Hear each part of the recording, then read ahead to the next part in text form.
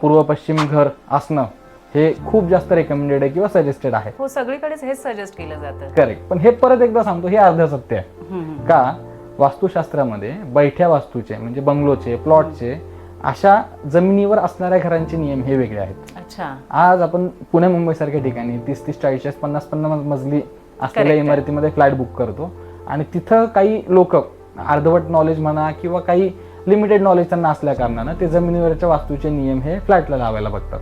पूर्वाभिमुख घर असण्याचं का आपल्या याच्यामध्ये उद्देश सांगितलेला आहे की पूर्व बाजूनी सूर्याचा प्रकाश तुमच्या घरामध्ये येईल. सूर्य आला म्हणजे काय आलं, ड जीवनसत्व आलं. करेक्ट. सूर्याला आपण ह्या सृष्टीचा पालन करता म्हणतो किंवा सूर्याच्या ऊर्जेमुळे आज या सृष्टीचं चलनवलन चालू आहे. बरोबर. म्हणजेच काय, घरातली रोगराई निघून जाईल, घरामध्ये इम्युनिटी सिस्टम सगळ्यांची चांगली राहील. आज मला सांगा, अपार्टमेंट्स मध्ये तुम्ही पूर्व पश्चिम घ्या नाही तर दक्षिण उत्तर घर घ्या, कुठल्याच घरामध्ये डायरेक्टली सूर्यप्रकाश जास्तीत जास्त केसेस मध्ये येत नाही.